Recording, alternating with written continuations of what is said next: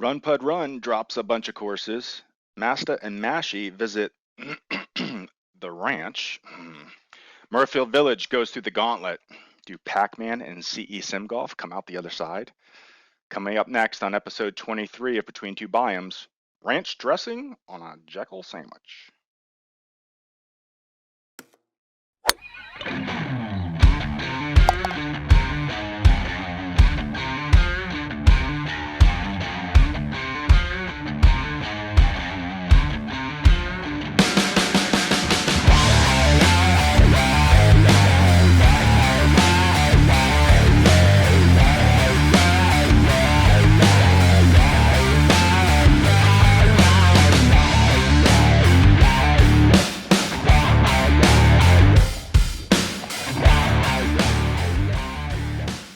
Did you see that new intro? Did you see that new intro? Someone's been busy. Steve got new budget money. Steve, we're big time now. We've monetized, and so Steve, we gave him a little pay raise, and out of that, he was inspired. He went out and got a new video editor and some new music. Yep. Yeah, Some new music. He came through. He came through. It's great. I'd say we give him another raise, but that's all we got. There's nothing left. He used all his money to buy new tools to help us out. Way to go, Steve. Thank you. Exactly. So episode 23. Episode 23. Here we are. Now we're going to be a little late with this one because someone decided to take a golf vacation. I'm not going to say who, Mashie, but someone decided to take a little vacation. Was gone most of last week and the weekend, and couldn't do the show until Monday night. Yeah, so I apologize for those of you that missed your coffee and Biomes over the weekend, but I was not recording from the road. But yeah, it was a busy week last week. My daughter had the girls all state tournament, golf tournament on let me see, Monday and Tuesday, Wednesday. Sorry, Monday was practice round. It was Memorial Day. So we drove out to Aspen, which is where they were having it, at one of the most beautiful courses I've ever been to in my life, in Aspen, Colorado. Yeah. There was not it doesn't matter what hole you were on, every single hole was, pristine. Every shot was gorgeous. Pristine. Oh, beautiful. And then... Is that going to be your next build now? I don't know. I mean, it's a cool course. Maybe. We'll see. All right. It's in my wheelhouse up in the mountains, so I got the mountain assets for it, so we'll see. And so she played she had a practice run on Monday, played on Tuesday, played on Wednesday, and I won't bore y'all with the whole thing, but then I tried to fly from Aspen to Denver on Wednesday night, and then Denver to Seattle, which is where our guys' golf trip was, starting Thursday morning. Except they cancel flights out of Aspen like crazy. And the weather, winds, you name it. And so I ended up driving back to Denver about 3.5 hours straight to the airport and buying a one-way ticket on Southwest to fly to Seattle to meet up with my buddies who had already gotten there because it was late. And I walked into the room at 2:30 in the morning Seattle time, and we had a 5 a.m. wake-up call to drive to the course for a 7:10 tee time. Wow. Wow, that makes for a long day. It was a long day, and we did to the golf park, because that's what y'all are really interested in. Maybe we did Thursday, we started at the home course. Beautiful, beautiful, wonderful course. So wait, that's the name of it? It's called the home course. Okay. It's in GSPro, I believe. It's called the home course. I was like, your home course is in Seattle? They held the U.S. Women's Floorball Championship there, I think, last year. Great course. And then we left there and went to play Trophy Lake in Casting. Oh, which is also in GSPro. Wasn't that that was who did that? Oh, it's off the top of my head. I've got it in Discord because I was chatting with him. It was it Scott? It could have been, yes. Yeah. Maybe. I think it was Scott H who did it. Scott H67 did it. That was recent. Yep. And then so we played the 36 on Thursday, and then promptly fell asleep. and then went and played on Friday. We played Olympic and Cascade. There are two courses on the same property. The Cascade's the original, and the Olympic is the newest. Gorgeous courses, super hard courses, by the way. Trophy Lake, Cascade, and Olympic are, if the ball touches the rough, it will roll into the trees and it's lost ball. There is no room for error. These trees are long, those big Pacific Northwest pine trees, lines, everything. They're like carved out of a forest. I would have just stayed at the range. And then we did that 36. And then on Saturday, we went over to Salish Cliffs and played Salish Cliffs twice, which is another amazing course carved out of the Pacific Northwest hillside and trees and stuff. And then finished up on Sunday morning with a nice little walk at Chambers Bay. Nothing greater than walking on the last day, right? Last day, it counted for all the tournament, and I gotta say, Chambers Bay is I've heard from my friends that live up there, they either love it or hate it. The ones that hate it say it's goofy golf, it's blah blah blah. I thought it was absolutely spectacular. You can't lose a ball. I played all 18 on one ball, even with bad shots. It's a wide open links course. Most fun I've ever played. That sounds like my time place. Yep. Yeah, and you could play like literally. We had a caddy with us, and the caddy would say, "Oh no! I want you to chip the ball 10 yards, 15 yards past the pin, past the green, up the hill, over here to the right, and it will roll around." And sure enough, it would roll around and stop 15 feet from the hole. It was cool. It was a lot of fun. That's nice. Very nice. And then rolled in last night around midnight to back home. Oh, man. Vacation from vacation is what you need, right? Yep, exactly. Yeah. And then I'm bugging you all day long. I was like, dude, we got to do the show. Come on, man. Yeah. We're falling behind. People are counting on us. I'm here. I'm drinking. We're good. Yeah. So my week, I'm going to save you I didn't have an exciting week by any means, but we did have a discussion today on Discord. We started talking about like Arcos and tracking, and you and I had talked about, hey, do we start doing this? So maybe we could just bring up a couple of things on the show about our game and things. Yeah. So I want to kick that off. Yeah, and sure. I want to show you a hole that I played. This is my home course, and this summarizes my golf game pretty well. Okay, so I'm going to bring this up. So this is Arcos Tracker. So this is the fairway right here, and this is the tee box. Okay, and you can see my first shot, my slice, my 237-yard slice, which ended on the cart path on 1, because this is hole 1. I was teeing off on 2. So sliced on 2. And meanwhile, this is my golf leg that I'm playing on that night. There's guys on this green right here that I now have to hit over to make it back to the fairway on this course. But what did I do? Well, I pushed and sliced another one, okay? Not to the adjacent hole, but to the 4th hole all the way over here. The 4th hole over there, yeah. Into this field, okay? Now, luckily they just mowed this. I found my ball. And it was in play, not in hazard. It was. This is like the only thing that's out of bounds is like this wooded area. This is the perimeter, but all this stuff is totally not marked out of bounds. So I'm over here. My buddies that I'm golfing, the foursome I'm with, they're still over here in the fairway, wondering where the hell I'm at. Hit one onto the green from here for par. Nice. Yep. Nice. 2-putt for par. So yeah. So this is like almost a 500-yard. I think it's 500-yard par 5. And I turned it into like a 700, something yards, something like that. Yeah. So, but let me ask you, like on your Arcos, because that kind of the discussion was, so you have the sensors that you screw into the grips of your clips, right? Mm-hmm. The grips of your club, right? Yeah. Mm-hmm. And are you using the link? Yes, I do. That you put on your belt? Okay. And so are you then at the end of each hole opening up your phone and validating that the score is right? No, or the only thing I do at the end of a hole is I run the Arcos app on my watch and I put in a number of putts and then move on. You put in putts and that's it. The only time I open my phone is if I'm hitting a ball and I really want to see a map of the hole and I can drag, and see exactly yardage and then my approach. But on my home course, I really don't need to do that too much. But on other courses, I do. Because I had my Arco sensors in on this golf trip, and I was gonna give them a go. I haven't used them. I've had them for years, and they've been in darks. I put them in a box years ago, and I don't know. Somebody brought them up, and it made me inspired to pull them out. And I think it was me. I put them in. I thought I'd use them. It was, I think it was, yeah, we're talking. I think, and so I was like, let me pull them out and put them on this trip. I like to get some data like this on my golf trip, right?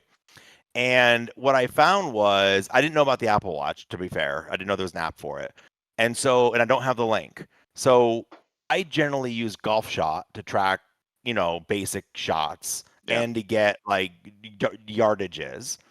I also use a Precision Golf R1 rangefinder, which has an app in the background as well to give me in the rangefinder. It will give me front, center, and back and elevation. Yeah. So those 2 apps are already running. The Arcos app then got running. Yeah. So I have 3 apps running on my phone, all needing to be updated at the end of each hole to make. So I found myself being so distracted with all the phone app work that I the Arcos lost. And then halfway through the golf event or the golf trip, the rangefinder died, completely died. It won't charge, it won't anything. So I really don't. Yeah, I don't like to be distracted like this, but I did find that this is good for me being a beginner golfer. It gives me really good analytics on distances I hit with my clubs and where my misses are. I could really care less about the tracking of putts, but I use it to keep my score. So yeah, I use it to keep score. I do track putts. I track every putt. I track every single shot that I play every time, and I track. I go back and look at each round and how many putts did I have. I have a goal of how many putts per round I try to get down to. And then the nice thing about the link, and first of all, just a quick tip, if you do play it, don't put it on your belt. I put it out of my pocket, like on the side of my pocket, because it's lower. If it's on my belt, my shirt tends to cover it up, and that covers the microphone. So I put it on my pocket, and then when you stand next to the pin, you can actually double click the button on the link, and it marks the pin spot too automatically. So so it's using the microphone both on the Apple Watch and on the thing. I think if you use the Apple Watch, you don't even need the link, honestly. Right, but I don't have an Apple Watch. I don't have an Apple Watch. I'm an Android guy. Hear the shot. Yeah. Okay. I think Apple Watch. I don't know if it uses the sound or as much as it's your wrist, right? I don't know. Interesting. I'll have to research it. Yeah. Okay. That's cool. I love your hole though. I love going 700 yards for a 500-yard par 5. Yeah. I got to say hi to all my golf buddies as I was traveling around. They're like, "What are you doing over here?" You don't want to know. You saw the cart girl twice. Got yes. Exactly. And then our next favorite segment is what's behind the bar with Mashie and Masta. So what you got? What you doing? What you drinking? Well, we drank a fair amount on the trip. You did. So I'm going, you gonna take it easy? Light. Yeah, going a little easy today, but I do have I just actually pulled out just a Buffalo Trace, nothing fancy. Just had it in the good old standby. Everybody knows them. Can't go wrong with it when you're kind of just want some comfort, Yeah. I might start a new trend here where I maybe try a few beers from the same brewery for a few weeks. So I'm back. I'm still on the Evil Genius, but I got something else. Okay. Someone had recommended that last week after the Purple Monkey dishwasher that I try the Adulting Guava IPA. So that's what I have tonight. It's pretty good. It's very refreshing. Good summer beer, I think. This is my second one. I did end up getting a 6-pack. There's a microbrew beer specialist place that's not close, maybe a couple miles from my house. It was on the way home from picking up my daughter, so I swung in there and wait, you got a 6-pack? You've been working out a lot, man. I know you've been hitting the gym, but wow, 6-pack is awesome. Yeah, I'm on number 2 of the 6-pack. Maybe we can finish those tonight. And then, of course, the sub segment, which is Mashie and Masta's Bourbon Fun Tracker. Right? So we're getting there. We're getting there. So now this was a little bit of a long week. I mean, I think when did we record? Was it Friday the week before? It was Friday because because the holiday weekend. You were going up to the cabin and I was going out on Monday. So yeah. So it's really been 9 days since we updated the ticker for the money count. So we had a long week, but we are now up to, drum roll please. $6. I'm sorry, $16. $16.54. So $16.54. And I am concerned that it's going to slow down a little bit because analytics. I mean, indoor sim. like our views are kind of going down and everything, which makes sense. You know, it happens. Yeah, summertime. It's summertime. Do you realize in Vegas, $16.54 can buy you a single bourbon with a big King Rock? If you're lucky. If you're the cheap bourbon, maybe, right? I was at a place they charged me bourbon. $5 for a King Rock. Oh my! I'm like, it's water. They're like, it takes this energy to make it. I'm like, come on. Come on. Yeah, Jesus. Vegas. Anyway, whatever, right? Yep. Okay, so courses this week. Let me I'm trying to keep the video up. We gotta move it around here. So it is the week. I don't see the video up at all. You don't see what? Video? I don't see the video. Oh, you won't see video, I don't think. Got it. Yeah, you're only gonna see my screen share. But other guys will see the video because yeah. Okay. So RunpuddRun had a massive 6 out this week. So it is the week of RunpuddRun. Run, man. I don't know if you've been saving them up, but that's awesome. That's a hell of a week of releases. Yeah. I think he has a few more in the hopper too that he's waiting to pull out. Sure he does. He always does. Yeah. But some really solid courses. But obviously we're not going to talk about all of them because you know, then his head starts to get really big. You know. Well, three are from one complex. 3 are out of Jekyll Island, and that's actually the 3 we're going to talk about because I think they're really good. Really fun too. Really fun courses. Yep. And then we have The Ranch by my boy, yours truly, my boy here. We believe it or not, one of us actually releases courses. Yes. One of us just talks about building a course, and one of us actually. You know, and it's funny. It's like I'm not even releasing videos. Right? Honestly, I have I think 55 V4 videos. Those are my releases right now. When those come out, I have a whole new table of contents for V4. I'm actually about halfway through all the Unity videos at this point. That is just sucking up all my time, and I really want to get back to building. I think since we've started Biomes, I've released 4 courses. How many have you released? None since Biomes. None. No, I started like testing the V4 tools last year, and then we started this show, and then I actually did a bunch of V4 videos, realized how much the tools were changing with those guys, just like changing this. I was like, no, I got to stop doing V4 videos. I got back in the course building. I did a bunch of Blender work for my courses, got that all done, but I haven't been back to it since. But you know, I'll get there. You'll get there, for sure. And you also don't drop. You don't drop. You do a small number of very, very high quality courses. You like to take your time on them. Yes, yeah, I go all out. Yep. So Raisen River Golf Club East and West course, which I love because I'm doing Hershey Country Club East and West course. So this is it's a sign that I need to get back in the course building. New Sticks. So he graduated with these are his first 2 courses. Congratulations, New Sticks. Congrats on Blue. Congrats. Awesome. And now he has access to the V4 courses. Yep. And then Muirfield Village Golf Club. If you watched the supplemental show we had last week, we actually had a sneak preview of that. And these guys, Pakman and CE Simgolf, decided to enter into the Gauntlet. Yes. So everybody's, oh boy, here we go. And I'll have to, Steve, I want you to cue up the new Gauntlet music. Whatever that is, dip into that new music library that we gave you access to with our huge budget. And you got to decide. Here we go. Ace, Eagle, Ace, Eagle, or Birdie. All right. So let's dip into this guy. Right. So what has to be said about this course? I mean, it is a famous course. Just played it. It was the PGA last week, right? That's where the stop was. We did play with those guys on here, and it was fantastic. We played 4 holes. And when you have somebody like CE Simgolf doing the Blender work, and then you've got Pakman doing the course work, you've got high expectations. You do. Right? And you have a great marriage. Yes, great marriage. Those guys seem to work really well together. They had a good time when we were golfing with them. Now, the first thing that was really funny, and we talked about this when we played with them, were the tee markers. Yeah.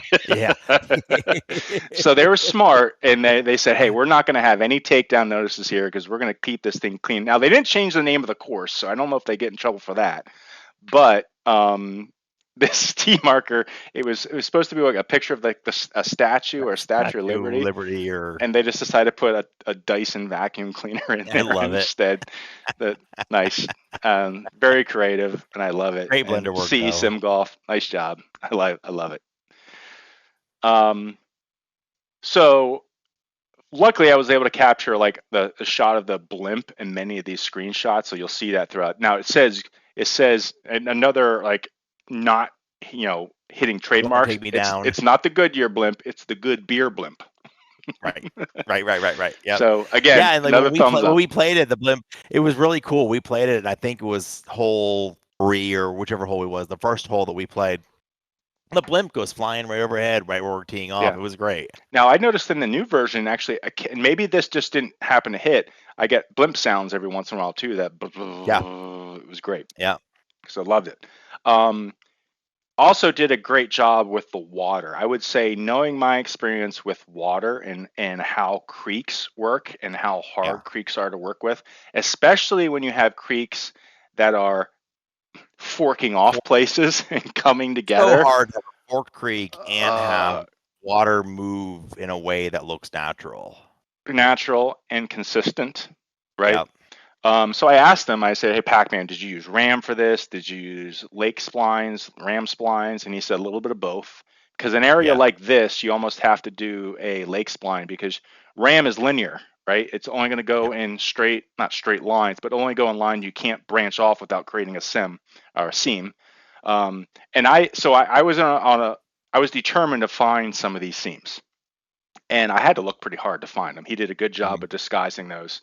And there's one here, but I'm not taking that away from this, because when you have to go look for problems, there are no problems. It's not a problem. It's not a problem if I'm looking for them, if I specifically have to find stuff. And I think he actually go ahead, sorry. No, I was just going to say he also did a good job. He put like these dams in here, and he might have used those for seams too, and that I couldn't tell if he did or not because they were so seamless. Well, the dams are there in real life. They are. Okay. They're there as part of the river or the creek management stuff. Yeah, and I think when we played with Pakman and he was talking about the amount of time and effort. I mean, this course is really a labor of love. Community donations to help get it going, and then a labor of love on his part. He spent an immense amount of time on terrain work because that creek flows through the entire course complex. If you watched the PGA last week, you see it everywhere. And he tried to do everything he could to make it one continuous flowing body of water, despite having forks in this. And I think he did a really, really nice job. The grasses down to the water look great. When I've had forks before, and I'm not saying it, I don't even know if it worked or not, but when I had forks in water before, I actually used multiple RAM river splines. Yep. And what I did was I started them exactly on top of each other, and then one I split to the right, one I split to the left. I would use the different sizing to make them wider in certain spots, but that way there wasn't a seam. But I don't know if it yields any different effect than this. You know what I mean? I think it looks this looks fantastic. Yeah. Where I had to do it in a couple of my courses, one was Glacier Golf, but Glacier Golf is a fantasy course, so I could do anything I want. So I just hit it with like rocks. But here, rocks in the middle of the stream, I don't think fit with the look he was going for. So this was another spot. Now this was pretty far off the course. So this is one I did find. Now again, I had to go looking for this. Yeah, so I'm looking for problems, right? I'm just trying to show designers, the good way to tackle this. And of course, the cart path going over here, but that's hidden as well. One thing I did notice with his water, which I thought he did a really good job too, was the right amount of what they call foam, which gives it that white look around the edges, and it was very consistent throughout the whole course. So that was something that most people probably don't appreciate, except for us, right? I agree. So this was 12. We played this, and this was a fun hole that we played because I think they both this was like the turning point when we played those guys. They both ended up in the bunker. They both were in the bunker in the front. You were on the green. I was in the water, I'm pretty sure. Yep. And but this course was inspired by the Augusta par 3, right? Is that what they said? I think so. Yeah, I think that's what they said. Yeah. Yeah. But really good looking hole here. I mean, just so natural looking, and when you, it was nice to see finally a course where Pac-Man like didn't limit. He wasn't being played a flat rate. He didn't do this just to complete it for a client. He was doing it for passion and really put a lot of effort into it. Yep. And oh my God, the amount of houses. The number of houses that he had to plant. Oh my God. It just pains me. I'm doing a local course now called Todd Creek, and I think I sent you a picture of the satellite and the number of houses on it. All I could think about was Pac-Man planting all of these. It pains me to think about what I've got to do there. Like I just look at this golf course is interwoven between this entire neighborhood out through there. Yeah. It gives me it gives me anxiety thinking about having to plant all these houses. And then of course the billboards were nothing less than perfect here. So perfect. I mean, I couldn't tell. The blimp is up there still. Yeah, it was really good. Now I did find something wrong, because again I had to go looking, which is this is just where his inner terrain meets his outer terrain, and of course you have to drop your outer terrain so it doesn't clash and the houses are hanging out, but you don't see this from the course, so it's fine. I just had to find. Awesome. We're challenged with finding things that are wrong. I should have had a better picture of the water tower because I was going to say the water tower in the background is really impressive. Yeah. The work he did on that's great. Yeah. See, he said it took him like 10 minutes to do it, and I'm like, yeah, I know. And I was thinking it would take I hate you. I think I did a water tower for one of the courses. What was the one in Delaware that I did? Jeez, I have 5 courses. I can't remember that. Oh, Wilmington Country Club, because it was PJ stop. I did a water tower, and that was brutal. Yeah. Should have hired him. Oh, and then I got to give CE Simgolf credit for the sprawling clubhouse that he did an absolute excellent job on. The amount of detail that he put into the blender work on this course is through the roof. And not only that, but like the research he must have done to get all the different angles and how to do this to make it accurate. Yeah. I mean, well done. The textures are really well done as well. It looked like real rock. The normals look really good. Zooming in here. Whoops, I made our video way too small. The clock. Luckily, the blimp was flying overhead when I took. It seemed like every screenshot I took, it was just I was being blessed with the blimp just being there every time, so it was great. And I also nice job, just like making the windows completely transparent here, so you can just see through and get a lot of light right through them. Yeah, so that was really good. And then the whole complex. So we got the golf range in the background, which is probably one of the better golf ranges I've seen in the entire, It is GSPro. Great, and I love the target, the ability to have accurate greens to shoot at, which was great. And then I love the fact, and what they did was this, as you can see from that inset picture, the range, your back is to the clubhouse and you're hitting out to those greens. Yeah. They actually set the tees for the range on the far side, hitting back to the clubhouse. So you could see the stuff. You can see all the stuff versus it being behind you. I thought that was a brilliant move. And they even had like this building out here is a training facility. Yes, the education they were center, putting us. Yep. There's this I don't know if that's a starter shack or just maybe probably where you get balls for the range. But just a lot of detail. So really, really good job, guys. Banjo Nicely Oaks. done.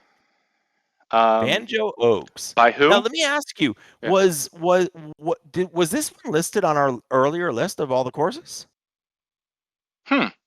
Was it? I think we might have missed it on the earlier slide. So if we I might have. Apologize. It's certainly possible. Yeah, I don't know. PGB, my friend, the great Bencini. I love this guy. I love his courses. I love his name. Congrats to being yellow. He got promoted to yellow. I saw recently. Oh yeah, you're right. That's right. So well deserved. Congrats to you. Yep, veteran. Way to go. Yep.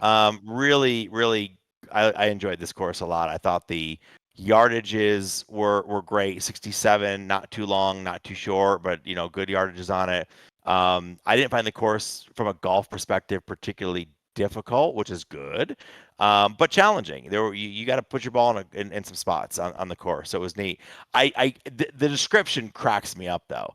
Like this description to me is I got a story behind that. Okay, because it's the epitome of a marketer gone crazy. So I reached out to him about this because I thought it was very entertaining, and I said, the great Bangini. I said, this is probably one of the best descriptions I ever did. And he goes, you can thank ChatGPT. Oh, So that's completely awesome. generated by artificial intelligence. Yeah. I was giving credit to some overly zealous, new marketer and role, like experience, luxury, and Yes. prestige of Banjo Oaks. I mean, my goodness, like the wording of this thing is so over the top. It's awesome. Yes, yes. I was going to read it in my sexy movie voice, but yeah, it's great. So Yeah. this is a 9-hole course, by the way. So just when you load Yeah. it, it is 9. So if you get to 10 and it looks familiar, that is why. And you do it again. Yep, you got to do Yep. it again. Gotta do it again. So some screenshots here. So he went like with the autumn fall look, I and felt like it was like fall in Michigan. yep, he did a great. That is hard to do, and I have Yeah. attempted it a couple of times and was never happy with what I did. But nice job on that, especially with not only the fall look, but then he still, put some pine trees in there to give it a little Yeah. bit of green, anchor Yep. to It it. looks like it's not dead of fall. It's like early stages of fall. Some Yeah, of the trees have changed, but the pines are still there. It's great. yeah, he has a great eye for this. I Not love the rocks off to the right. Like I can see it on the course. They've got these kind of rocks near the cart path over there. I could see that. I yeah, love it. yep. And then the T Yeah. signs, the T signs were good. I always like a good custom T sign. Add, a little bit of, Yeah. but the T markers, man, the The freaking P markers are Banjos, over the top. I they don't were know who did those for them. yeah, they're just so detailed. Zoom in. Nice job. Love it. The And banjo I love player. the fact that like the area behind the strings, the blue area, that's the color that changes for each of the T markers. Yes, yes, Yeah, that was is great. very subtle yet Yep. effective. Yep. Yep. This was a nice touch as well. I have to do something like this in one of my courses soon, so I did like that. Now, I'm just noticing how there was like a little repetitious with the hedges behind it, but I didn't notice it because I was so distracted by the Banjo Oaks. So good. Nice job. Yeah, listen, we talked about We'll I talk think about it maybe it's hedges. this Hedges are tough. hedges. I think our hedge assets. We need to really dig in. Maybe we'll get Stingerier, um, the magician. No, wait, He's the shrink.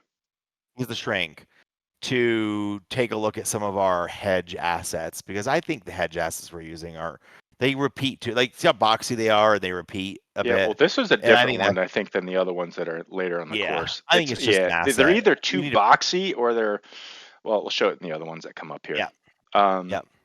just another good shot looking down the course. Bright fall day. It's really pretty. It is Really pretty. pretty. Great eye It for is pretty. detail. Yep. And then, man, you nailed the billboards. I would have thought that having these fall assets would have made the billboards so freaking hard.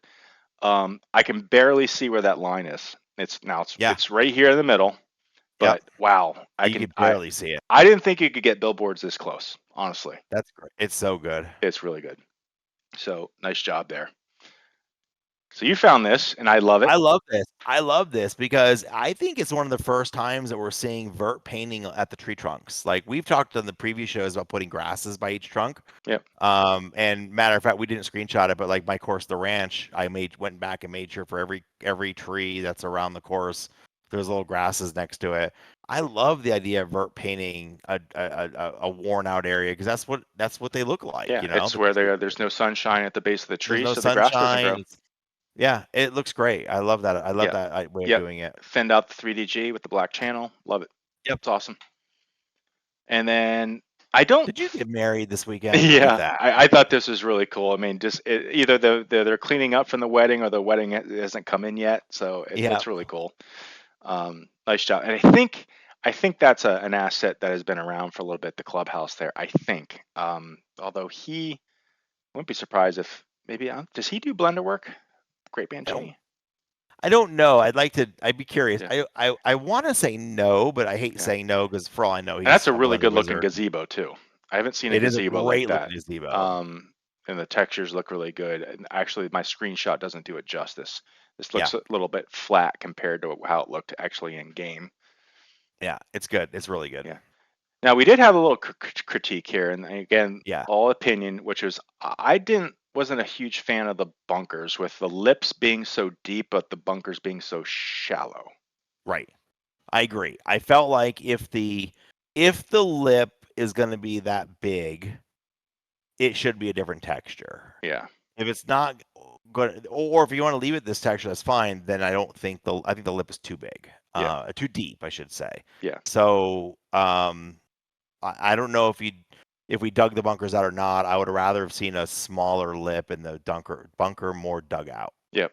Yeah, I agree. It just looks a little too steep. Like the sand just doesn't stick like that. It'll wear off the sides, and you Yeah. usually have like a dirt exposed or some rock or I whatever. do like the texture he used, and I like a little bit Yeah. of the painting in the middle there, and Yeah, this looks really good. that looks really good. I just don't. I'm not a huge fan of the lip at the end. It's just too big. But Yeah. that's And that's I also, it personal almost preference. like, since it's so deep like this, it gets really dark when you have the sun. I adjust the sun to get some nice depth and shadowing effects, but it really almost became too much because of that huge lip there. I will say also, just from a playability standpoint, I did have a couple of shots that were right up against the bunker lips, and they were hard to get out of, even with like a 60-degree. They're up against that bunker lip. It gets really tough. Now maybe they're like that in real life. I don't know, but yeah, just a personal preference. Yep. So, and this was the Here are other the other hedge. hedges. Yeah, this is the other hedge, which looked a little bit, stampy. Yeah.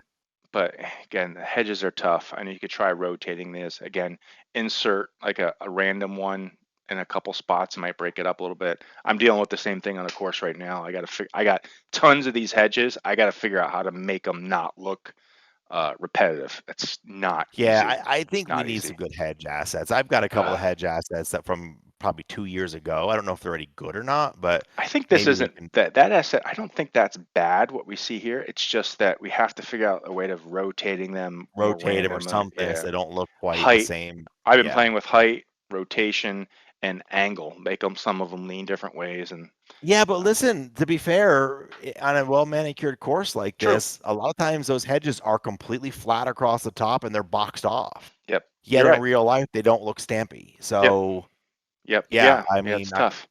yeah, it's tough. Great Indian course Mound. though. Yeah, Really good nicely course. done. Good course. Indian Mound. Well, so these are the 3 Jekyll Island courses in Jekyll Island, Georgia, and these are all part of a complex. And I was really intrigued by this. Now, this is the 4th course. Now, he already did. I think there's one called Valley. No, what was it? There's a 4th one.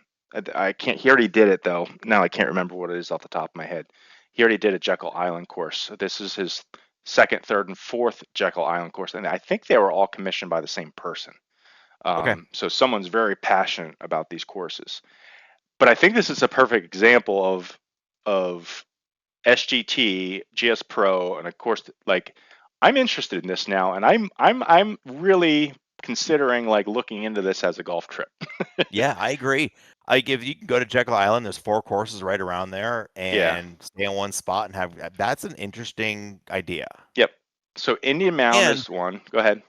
I would say, and based on these courses in GS Pro, each course, while has similar feel, are very different. Yes. Yes. And I think he captured that actually really well. Yep. We'll talk about that. So Agreed. Indian Mound is one of them. Now this is the 18. There's an 18 hole. This is Oleander, again another 18 hole. And then Great Dunes is a 9-hole course. Right. And so I was really curious, like, where's Jack? I'd never heard of this, and I'm not I'm new to golf, so I was like, well, maybe this is something I shouldn't heard of, and you had never heard of it either. So I needed to find out and say, where is this? So this is the, East Coast, Jacksonville, Florida down here, Savannah, Georgia, and then right between those near Brunswick is Jekyll Island. It's actually a pretty big island, in the grand scheme of things, and I'm just like other than maybe an expensive flight to get there, because if you got to fly into you got to. It's probably this is going to be a couple-hour drive, I would think, from the airport. I would think, yeah. Yeah.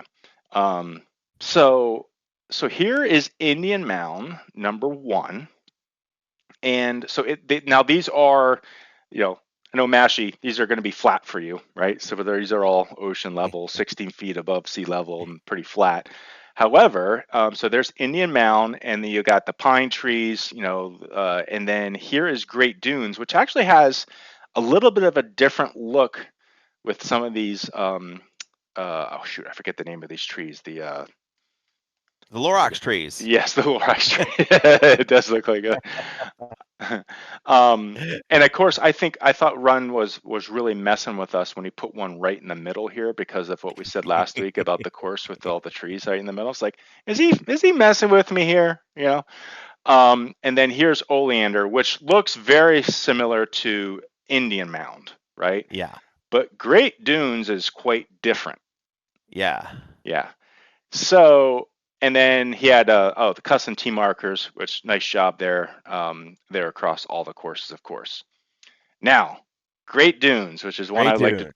This is really this is I'm going to call this nickname this course the course where there's no flat lies. This course threw me off, in all fairness. This is a course where if you look straight out there, this is the fairway. It looks like you're hitting. You don't hit over those mounds. Those mounds are the fairway. So And you're as you hoping get that your out- ball lands on the top of it? I think you're hoping the ball stops somewhere on a fairway. My And like goodness. even if you look at the mini map where the 261 is out there it's just as hilly as you see right off the tee here. Yeah.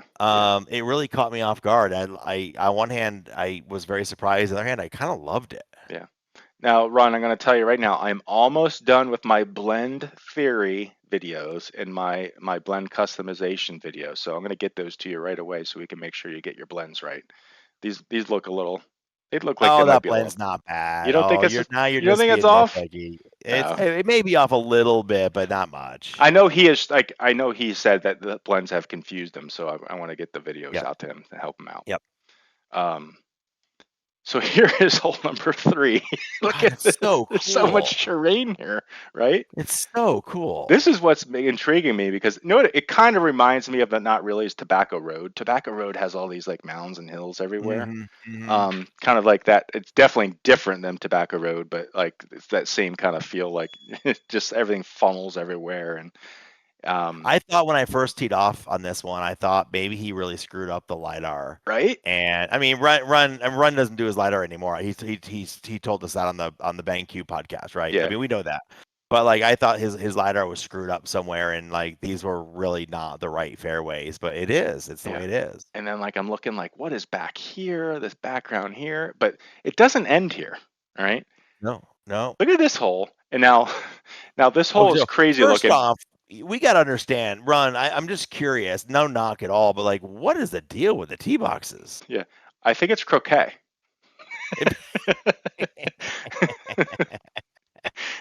Yeah, I don't know if that's.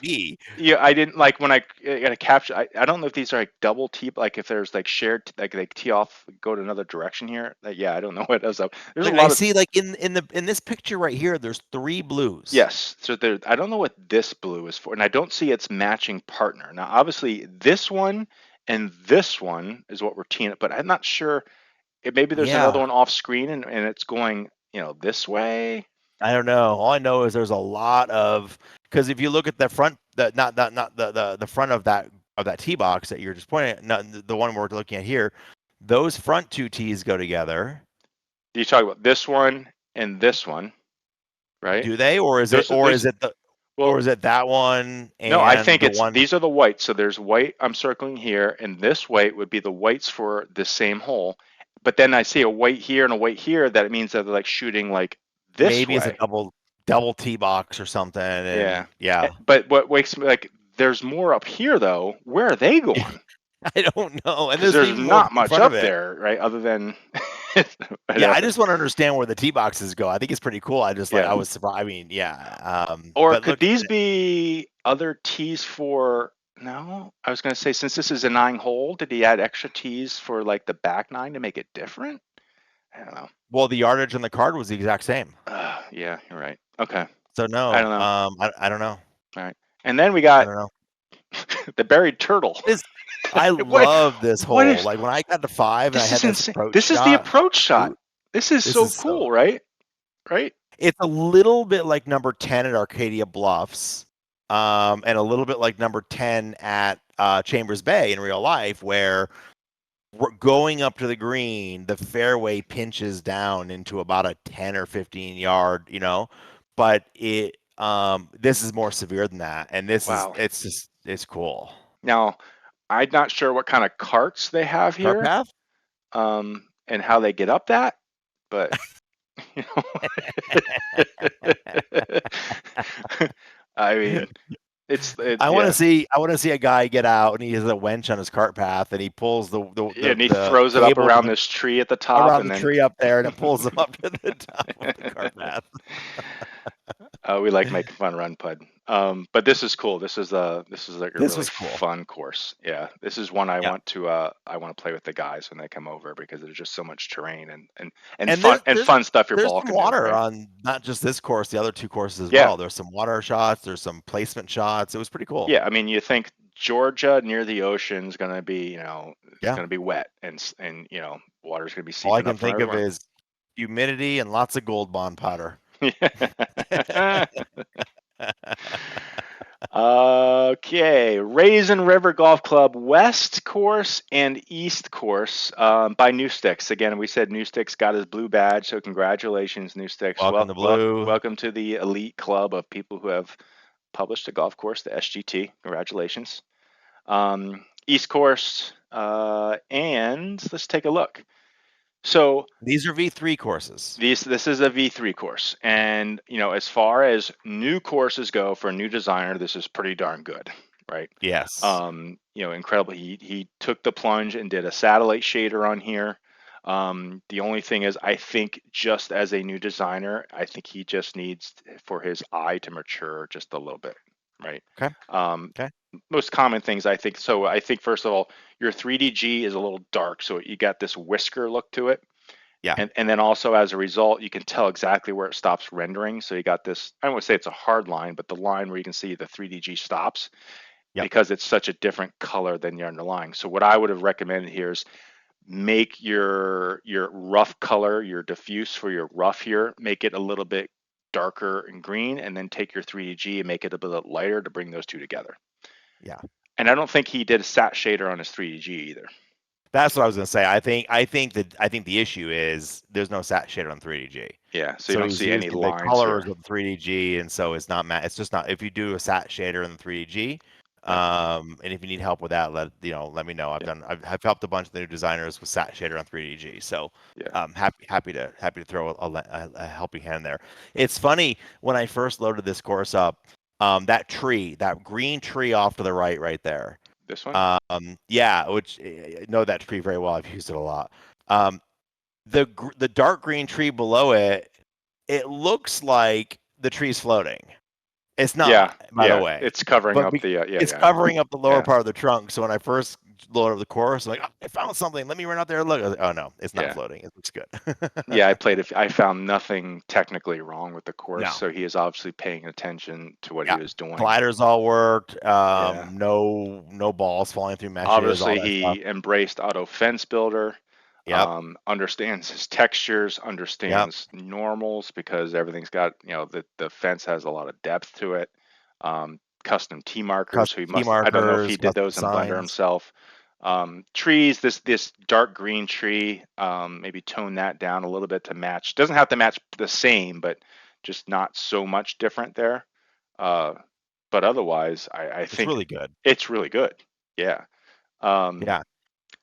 See, so this was another shot on hole 1, and I'm trying to think what I was trying to capture here. Now I can't remember. I think I was just I think I was looking at the sat shader on here. So the sat shader, it was we were talking about the it was very pinstripes, just pinstripe.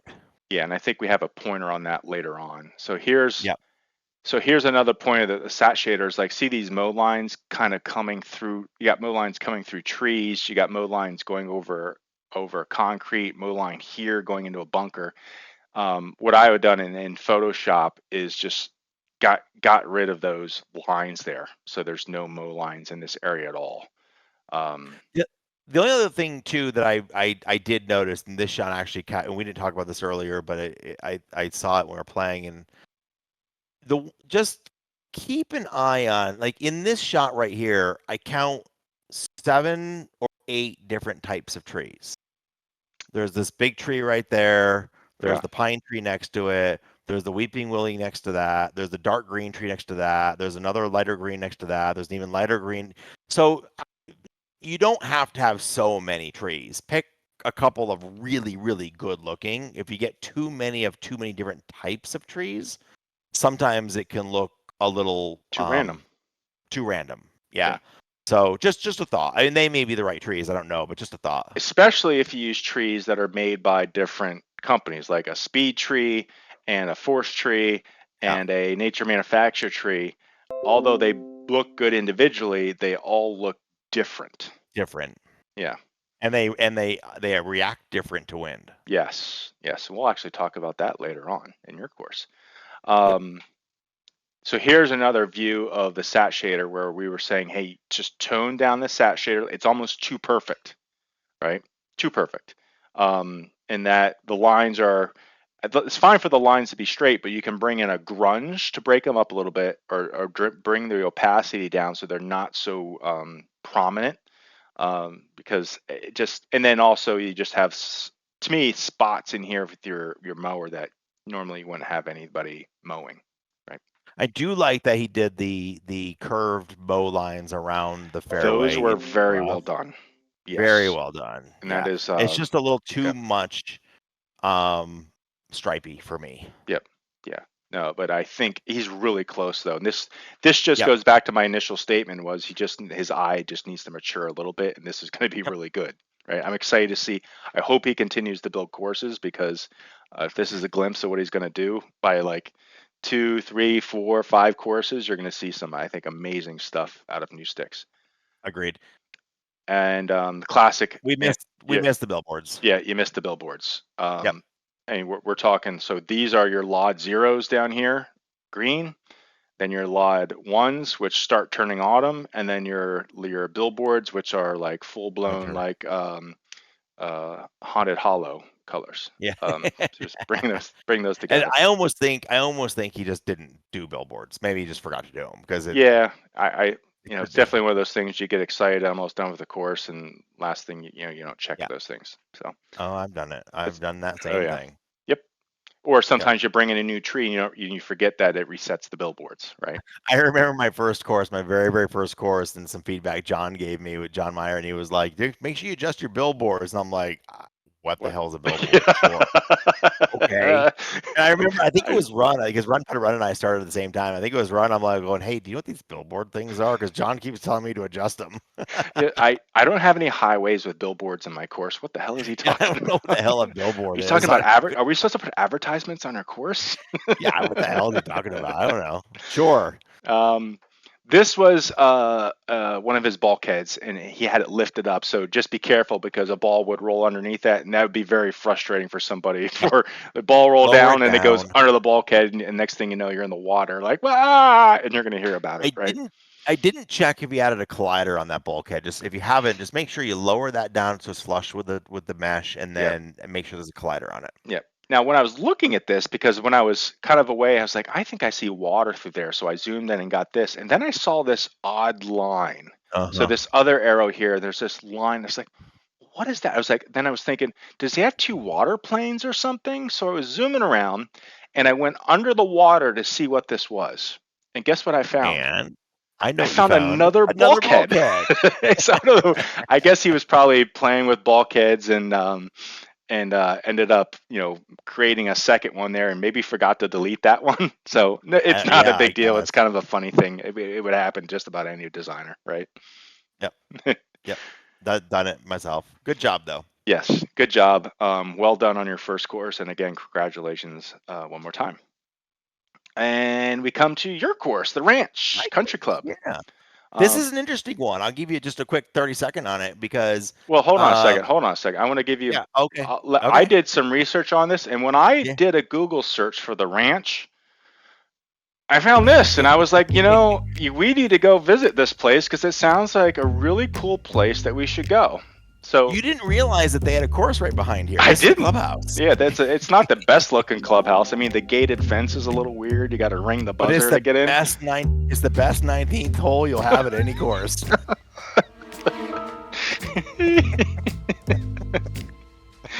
Okay, there go our sponsors. Okay. I'll have to whip up some swanky music for that You one, need right? some swanky music too. Steve needs to find some swanky out of the new music library, some swanky music for that. Yeah. All right. So back to your original thing is Oh, well, give this me was the an real interesting. lowdown on the ranch. Yeah, this is an interesting one because I know several folks that are members out at the ranch, and one of them asked me if I Oh, would you can build have it. a membership to that. It is a private club. You have to you get a membership. You do. It is a exclusive membership. It costs you extra. But this is actually a country club that is member only. No private, no public tea times. And so I have a couple of folks that I know that are members out there, and one of them who I've known really well for a long time reached out and said, "Hey, would you build it?" And so I did the normal, went to the LiDAR file and looked at that and didn't see anything on it and dropped it in.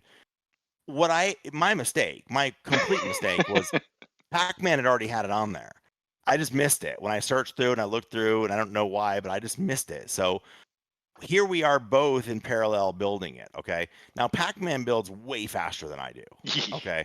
So so next thing I know, I've Pac-Man got the builds faster compared to you. Guess what it is compared to me? exactly. So here I am. I've got the LiDAR done and I'm starting to do some Unity work. Splines are done and stuff. I'm starting to do some Unity work. And one of my buddies reached out and said, "Hey, how's it coming?" And I'm like, "Oh, I'm just getting ready to start doing some vegetation and blah blah blah."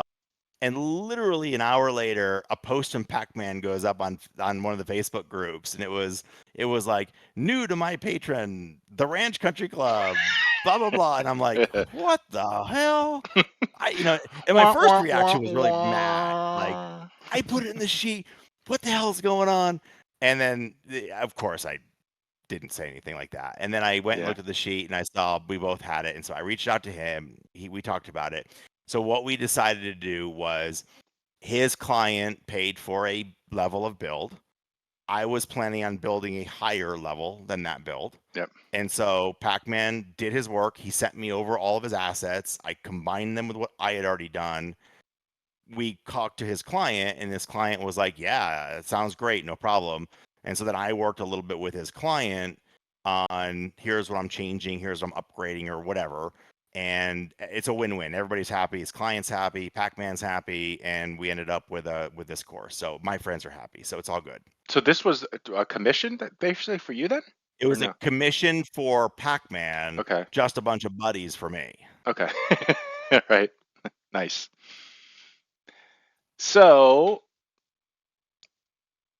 traditionally, like a traditional Mashie course, this is a lot of elevation in it. Okay.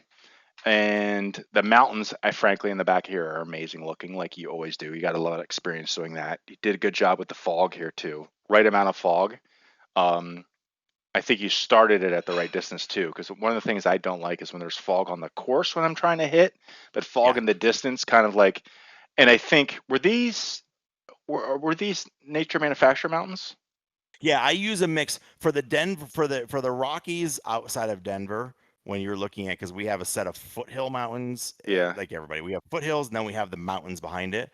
So I do a mix of the nature manufacturer meadow hills combined with then behind that I then put Okay. Yes. the manufacturer mountains behind that.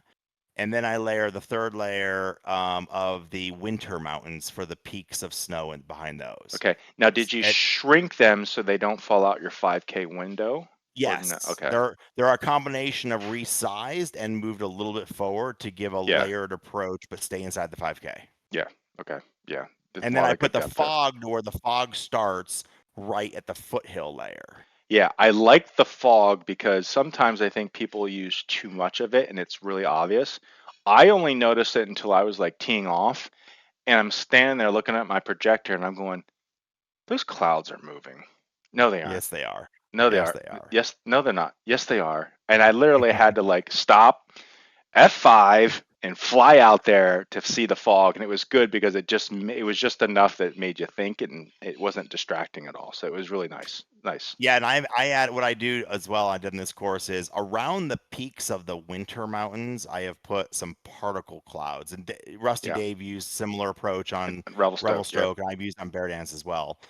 I've learned a lot since Bear Dance, and they look a lot better. But that gives a little bit of movement of the clouds around the big winter peaks. Yeah.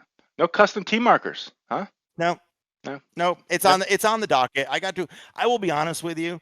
I just got to a point where I wanted to be done. Like you get to a point where the course is, and there's still a list of stuff. I have a list of about 8 or 9 things custom. I have pictures of what the actual. I played this course with a buddy and took tons of screenshots of pictures. And one of them I did was of custom T markers and custom hole markers.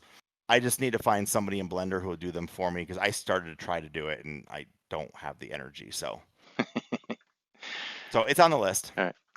So it's interesting because I went through this and you had since come out with an update since I looked through this. So some of the stuff that I saw was, and we talked about this in pre-show, was I think you were using a older version of the base project, and hence you had some post-processing profiles that I had seen before when I was building my houses in Kapalua, washed out like my oranges and my reds and stuff. And I looked at these houses and I said, I don't think these are the colors you were going for. Yeah, they're off a little bit for sure. I think the effect for none of the folks that I spoke to, my buddies, noticed it. From a like, hey, that color's off. We as designers know that. Yeah. But the new base pack for V4 tools with the updated post-processing stuff much better. Is much better, and these look just like they're supposed to look now. Yeah. Versus what's in right now. So when I do an update, I'll get it all squared away. And this is a much better screenshot of the hills in front of the mountains back there. You can see. Yeah, I love these hills. These hills are perfect for stuff I do in Pennsylvania because they match the Pennsylvania mountains. Nice rolling hills. Yeah, we don't have mountains like the back ones here in Pennsylvania. Right. Yeah, and then it's so easy just to go in and modify the shader. Yeah. Tweak the colors of the shader, tweak the textures of the shader, to get the look you're going for. Yep. Yeah, that looked good. Now I had to pick on you here. Yep, for sure. Because I knew it was coming. Yeah, because there was. I'm like, first thing this is tough. So this is something I'm trying to teach people with the V4 tools when you spline in Inkscape, is that depending how you spline, you can create a lot of work for yourself later on. Yeah. Which is you got this blend here that you might have to go in and change manually, and it's a lot of work. You think about how many T's you have, and you talked about maybe changing the way you do walking paths, right? Yeah, I don't think I'm going to do. I used to do with V3 courses like this. I would do an actual like semi-rough walking path all the way through to the fairway. And I'm not going to do it anymore. I feel like it adds a lot of extra work on my part to go and update each blend for each hole the appropriate way, right? It's a lot because again, the walking path 18 is holes, 4 maybe 5 tee boxes per hole, correct? Yeah. And so I'm going to vert paint the walking, a combination, I think, vert painting and thinning out 3DG. Yeah. On the walk path for the same effect with a lot less effort. I'm curious if you can get to me, if you spline the walk path, it's going to be a much, lack of a better term, cleaner manicured look. Whereas if you the problem with vert painting is it's not really precise, right? It's not precise, exactly. So well, I'm gonna play with it and see. Yeah, I'm curious to see how you make out with that. I'm really curious. Yeah, I mean, and the honest truth too is most walk paths are rough with a mow line. You're right. So there might be a way of actually doing the same thing with just rough and a sat shader and a mow line. Yeah. And not even have a spline or a vert paint. Yeah. So I'm going to play with it and see what's the right way to do a walk path that'll work with a little less effort than updating 50 blends just because of a 3-foot section. This fairway looks really good. I like how soft it is. It's like there's not really a semi there. It's just kind of like a soft blend. I did no semis. Fairway. I didn't do a semi at all. But I like how there's really no hard line there at all. So it's nice. Cool. Thank you.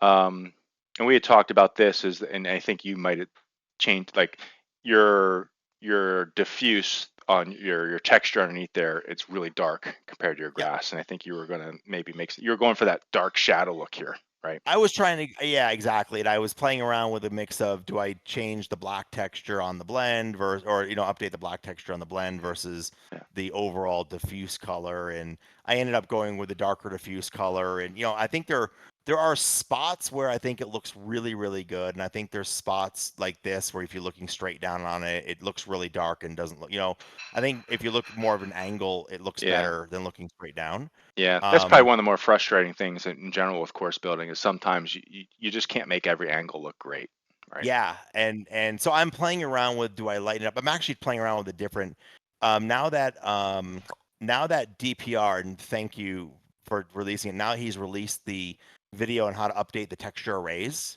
Oh and yeah, bring yeah, in yeah, some yeah. custom textures. I've actually been playing with changing out this texture with a different nature manufacturer grassy texture Yeah, that more closely resemble the real life. So yeah. that's what I'm messing with right now. Nice.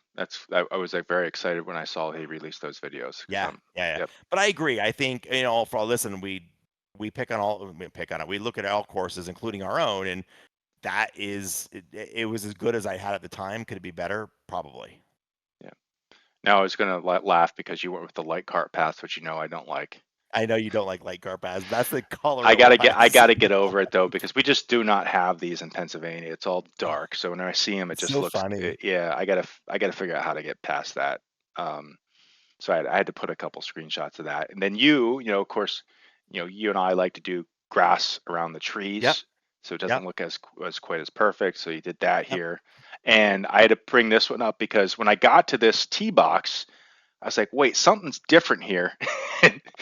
and this was the one tee box you were like vert painting. You were playing with vert painting on. It You put was. I was divots playing with vert and painting so and you got the divots and yeah the dried out stuff here. You got some divots up here and some dried out. But this is the only place that you really did that. yeah. I was playing with it on 11, and then kind of got a feel for it. It was the first time I was really playing deeply with vert painting, and kind of got a good feel for it. And then I was like, okay, I like the direction I'm going with it. And then when the time came to go back and do it on every tee box, I got You were lazy. just I'm done. just gonna be You were honest with done. you. You're I done. was done. Well, not only that, but like the tool just got released that you saw. Who was it? All Arms that wrote the script to bring your tees in from Greenkeeper into Yes, Unity, so now you can vert yes. paint in the right spots. That's That I huge. didn't have. So I didn't. Yeah, you That didn't was have actually that. one of my things. I didn't when I did this at the time. I didn't know where to vert paint. Yeah, So I was playing with it and putting divots down, and then I was kind of like, well, I don't know where to put the divots. Do I do the whole thing? Which that I actually did the whole thing, and it looked like shit. So then I reverted, got rid of all of it, and then I kind of stopped and never went back to it. So yeah, I'll get back to it when I do an update for it. yeah. Thank you, All Arms. That script is going to Yep. be a huge, especially for me and a couple and Kapaloo. It's going to be big. Agreed. Yep. Thank you. Agreed. I'd like this whole. So I loaded this guy up, and then I looked at the mini map, and I was like, "Holy shit! It's like 220 to carry the water on this guy." And not only that, but you have to carry 220, but you have a sliver to put it into, which is like you have this water, you got the hazard on the right, you got OB on the left, and just like I was like, nope. So just take my ball now. I played this about a month ago, in real life, and we played from the tips. Oh, And I will oh, tell you that tee shot is no joke from the tips. It is literally it's a 230, I think, 228 carry, I think it it is was, over okay. the water. And is it Um, prevailing wind in your face? Do you get some help? Do you know? Is it? it really just depends coming off the mountains which way the winds are going. For us, it was a sideways wind blowing from the west. That doesn't help either, though. No, it doesn't help either. And so it's a pretty intimidating tee shot. The fountains are like I have here are in real life. The fountains were going, Yeah, and it's a whole lot to stand up there and have that big old carryover. But it was fun. It was a really fun course. The fun thing too in real life about the course was it's unlike like most sorry not unlike like most private courses. Tee to green is not particularly difficult. A couple of long holes for sure. yeah. 5 is a long par 5. This one's a long par 5. But the greens were stupid. And I mean like undulating and super fast. Like this course, the max stimp I could set was 11. And their Okay. greens are like that in real life. I had a putt. I was 10 foot. I hit about a 5 foot putt on a 10 foot putt. I had 10 feet to the hole. I hit it about 5 feet, and it rolled off the green. Yeah. So like a lot of private courses like this, the greens are their only defense to having really low scores. Yeah. And this is no exception to it. These greens are hard. Whew. So I found, I'm digging in, and so I found something here, which was, you didn't quite get your pond encircled there with your hazard line, right? So if we zoom in on this, it's fine to me. I don't know what the hell you're talking about. You changed this out on me, you sneaky guy.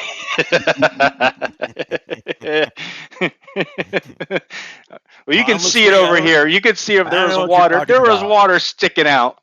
Yeah. That's what I get for putting my slides in early.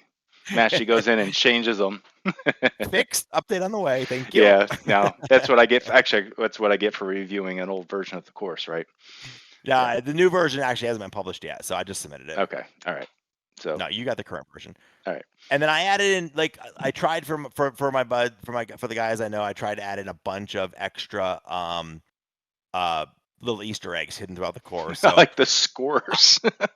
I will tell you, folks, when you, the patron guys know this, okay? If you're designing a course and you know people who play the course, when you stick Easter eggs in for them, they love it. And the scoreboard is one of the best things.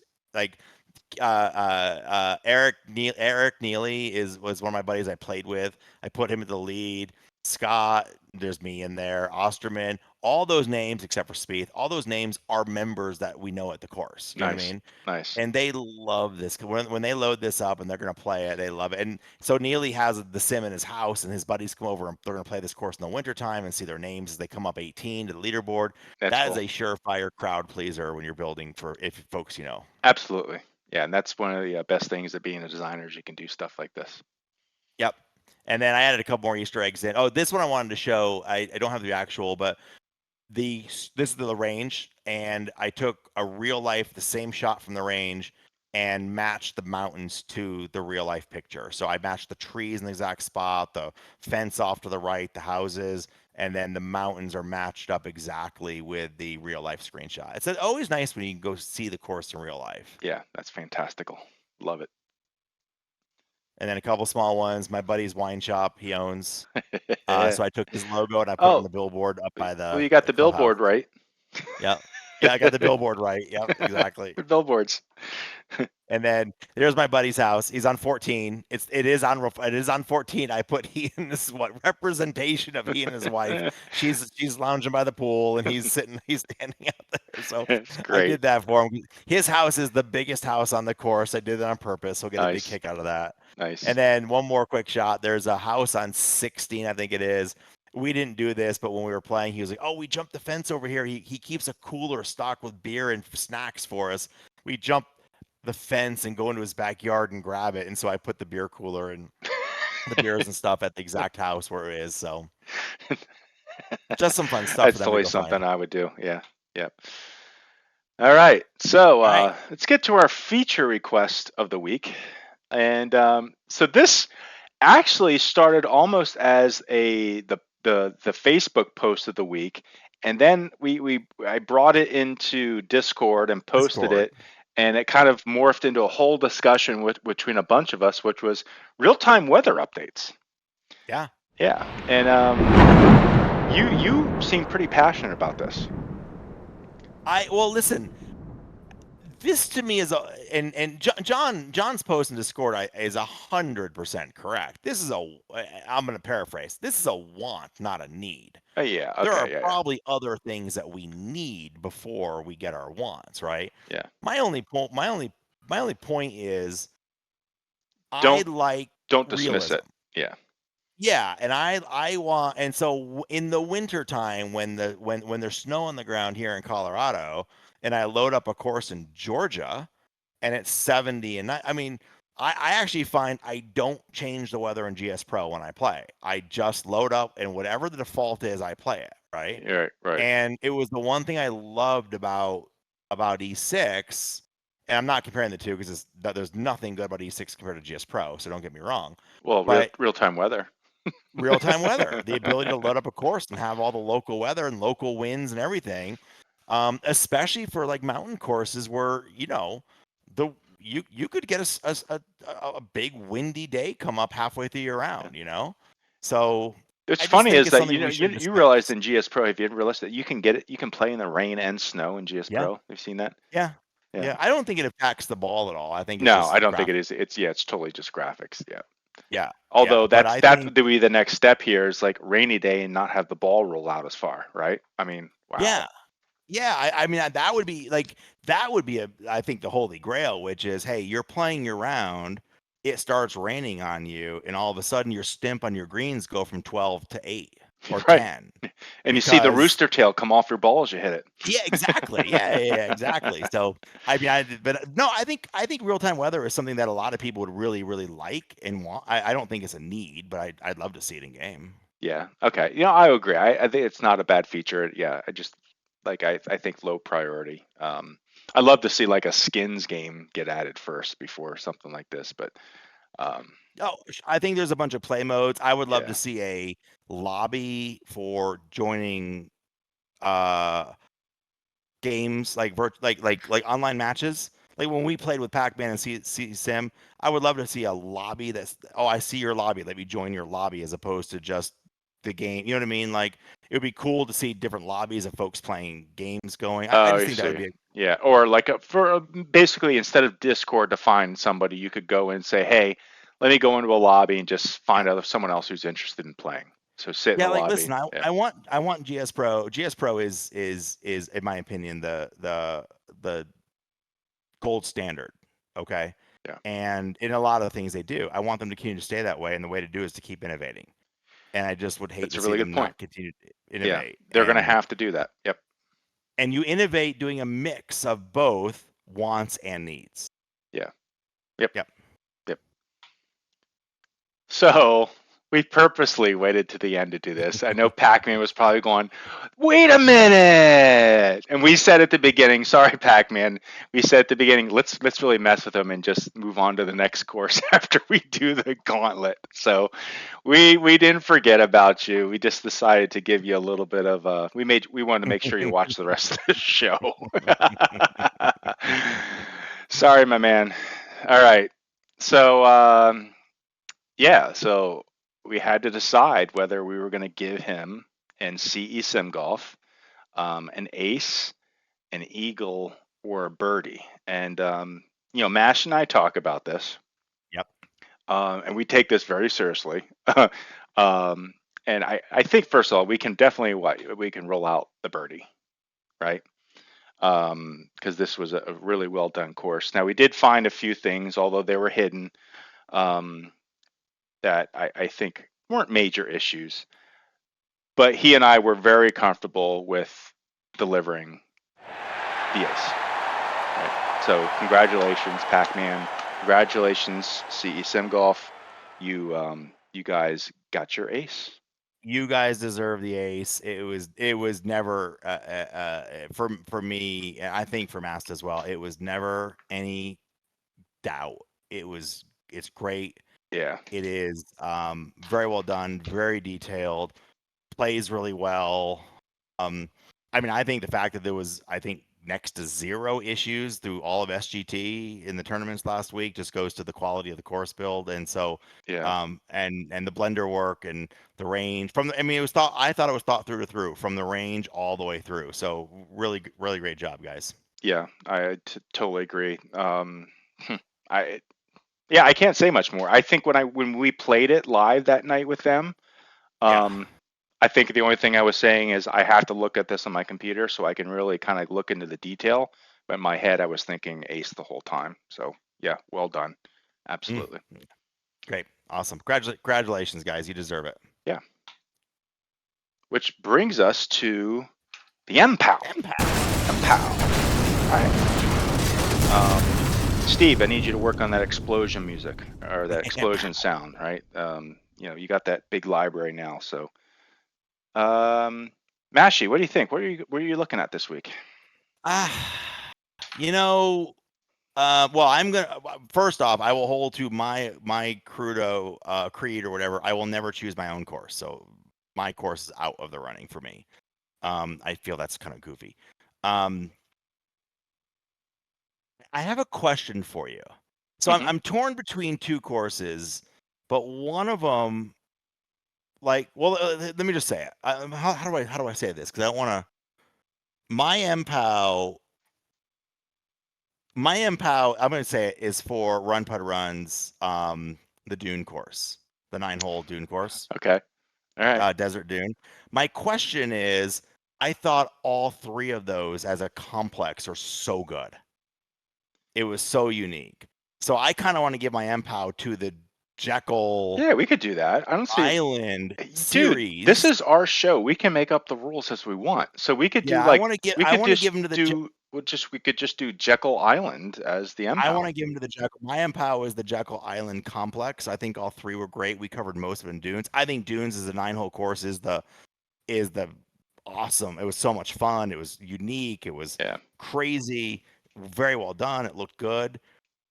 But it was only 9. If it was an 18-hole course, I would have chosen that one. But then when I went and looked at the others, I thought that all of them together made it great. So I'm choosing RunpuddRun's Jekyll Island complex. Okay. Yeah, so I was up in the air with two courses as well. Probably the same two courses. And but honestly, I hate to say it, I'm going to go the same as you. I really like that Dunes course. I like the unique look of it, and nothing wrong. I mean, obviously, what we have here at Pakman is an amazing course. And that was the other one I was torn between, but I just like the uniqueness of the Jekyll Island complex, and the fact that I looked at those courses and it made me want to go there and go to their website and take a look at if I can play these courses. To me, it said something about that. So, yeah, congratulations, RunpuddRun. You get the unanimous MPOW for the week. And, a little bit in the back of my mind is like, hey, Pakman and CE Simgolf got the ace, so guys can run with that, and in the MPOW we can dish out. So I was kind of in the same boat, which was I felt like the ace. I mean, it's an ace. It was the easy pick for the MPOW, right? Yeah. Yeah, it actually the ace, and it wasn't. We chose. Yeah, I feel like it wasn't because of the. I just feel like the ace. You know what I feel like the MPOW has become? It's like the hidden gem.